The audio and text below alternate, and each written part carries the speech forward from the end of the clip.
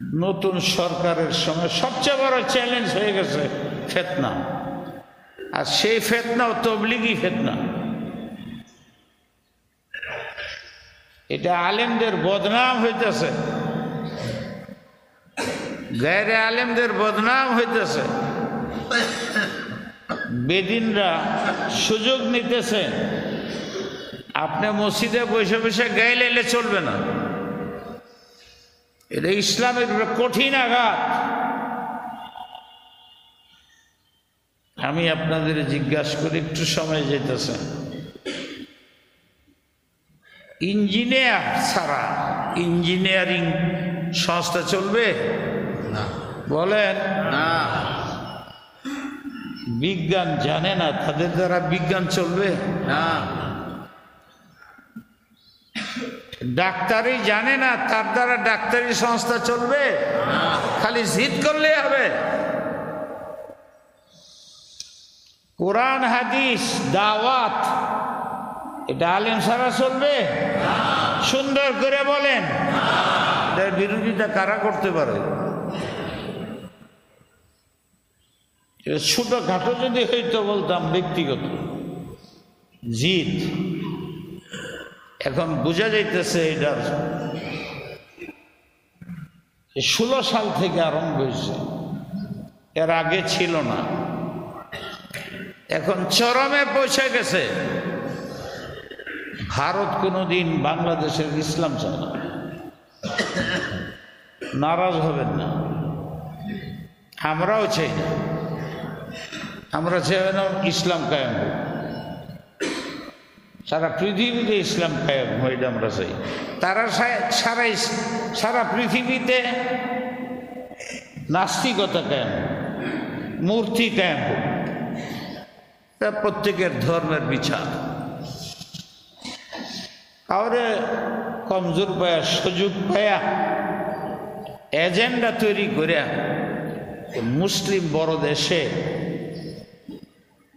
বাহিরের শক্তি সময় এখানে আলেমরা কমজোর। আপনারা আলেমদের কমজোরি জানেন, আর আলেমদের ওজুদ থাকলে এখানে বাংলাদেশে অন্তত পক্ষে যতদিন এইভাবে মসজিদ চলবে, মাদ্রাসা চলবে, ততদিন ইসলামের নাম থাকবে থাকবে থাকবে, কেউ এটা সরাইতে পারবে। এই জন্য ব্যক্তিকে টার্গেট করে নেই, কিছু নেই। বাংলাদেশ নতুন সরকার হইতেছে, এই সরকার চায় না যারা, ওরা এই নতুন একটা বৈদেশিক শক্তির আশ্রয় নিয়ে এখানে একটা ব্যঞ্জন তৈরি করে দিয়েছে। আমি এটা এই দেশের শত্রুতা মনে করি না। তাই আপনাদের সমান থাকতে হবে। শুধু মালিকের ফ্যাক্টরি চালাইতে পারে, ওয়ার্কারও লাগে, লেবারও লাগে। তো মালিক না হয়ে তো ফ্যাক্টরি থাকবে। ধারাবাহিকভাবে আল্লাহ পাক ওলামাদেরকে এই দায়িত্ব দিছেন, মানুষকে দিনের দিকে ডাকুক, দাওয়াত দাও। তাদেরকে ছাড়া, তাদেরকে বাদ দেয়া, তাদের বদনাম করে, তাদের চোখ ডাকাত বানায় এদেশে ইসলাম চলবে, মুসলমানরা টিকবে, এই ধারণা অসম্ভব। ঠিক না ঠিক? বিভ্রান্ত না হইয়া আমি বলবো যে আলেমরা কিয়াদত করো, ইখলাসের সাথে, মহব্বতের সাথে, আল্লাহর জন্য করো, তাহলে যে কোনো সমস্যায় আল্লাহ সাহায্য করবে। আর তোমাদের ভিতরে যদি ইখলাস না থাকে, জিদ্দি তবিয়ত হয়, তো কাফেররা এই দেশ নিবে, আর না নিতে পারলে ইসলাম ধ্বংস করে দেবে। তাই আলেমরাও সতর্ক থাকবেন, আপনারাও সতর্ক থাকবেন।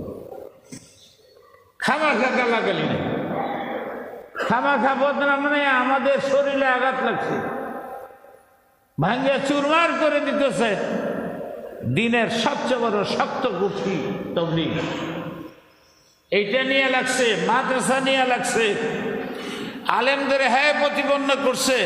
আপনারা জানেন এখন সর্বশেষ তাবলীগ লয়ে লাগছে, এই দেশের গৌরবটা ধ্বংস করবে। তাই আপনারা সজাগ থাকেন, দোয়া করেন, আল্লাহ আমাদের আমলের তৌফিক দান।